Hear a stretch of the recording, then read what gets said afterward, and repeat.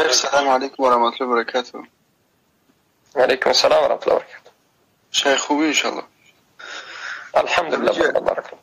الله شکر. شیخ اینجا وزیری ها در مسئله که دلیلشون این است که دلیل پیشنهاد کردن که ترکیه دوره که دارالکفر نیست، چخیلی که اگه دلیلشون است که یک حدیثی آوردن که چخیلی که رسول الله صلی الله علیه و سلم یعنی که اهل در وقت همه جنگ می ایستادن اگر از هر طرفی که از اون میشنویدن مقصد چیکار نمیکردن، میگه حمله نمیکردن، همه را که بخشون دلیل گرفتگن.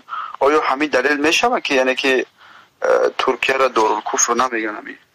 نه این دلیل نمیشه.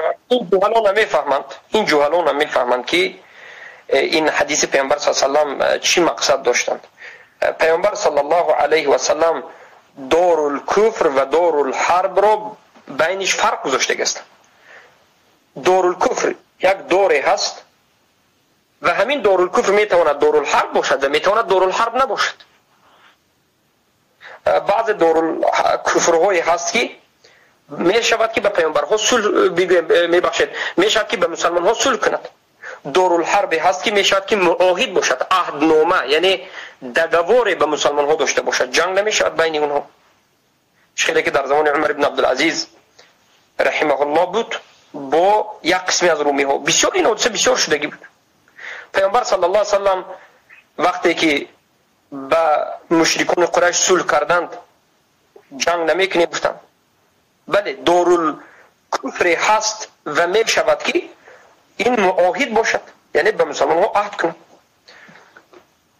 و این یک مسئله دیگر می شود که یک قبیله به نزد پیامبر صلی الله علیه و سلم به مدینه آمده مسلمان شده گشته رفته باشد و از آن ندا کند و مسلمان اینجا مسلمان باشد.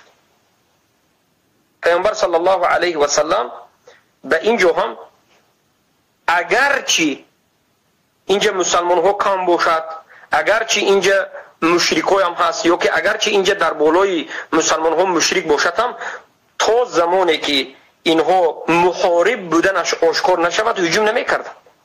تا زمانی که یعنی ضدیتش به مسلمان ها یا که هجوم کردنش به مسلمان ها نباشد یک بار هجوم نمی کردن. و قیام حجت در جنگ کردن اول سنت پیامبر چی بود؟ اول حجت می رسوندن. برای همین این مشرکین نصف دین میفهمند نصف دین نمیفهمند. آذری ها مثلا در جنگ خیبر پیامبر صلی الله علیه و سلم حضرت علی را فرستاده چی گفتن؟ قاعده پیامبر منهج اهل سنت این است که به هیچ کس یک بار جنگ کردن ممکن نه، اول و یا به حجت می رسونید، اسلام می رسونید. پیامبر در جنگ خیبر حضرت علی فرستادن گفتند امشي على رسلك فادعوهم الى الاسلام. ای علی اوهسته و و به سوی اسلام دعوت بکن. ولئن يهدي الله بك رجلا واحدا خير لك من حمر النعم. بعد از اینکه اول دعوت میکردن دعوت قبول نکند، بعد جنگ شروع میشد، بعد خونبه ها و غیره و غیره میشد.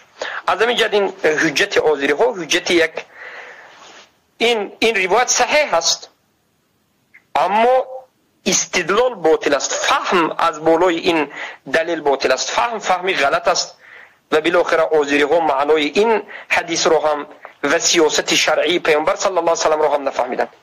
زیرا که آذری ها از همه کمترین انسان ها علم داشته در باب سیاست هستند، در باب پلیتیک شرعی، در باب سیاست پیامبر صلی الله علیه و سلم که این دین سیاست بخشش دارد که پیامبر حدیث چی بود. بارک الله فیکم.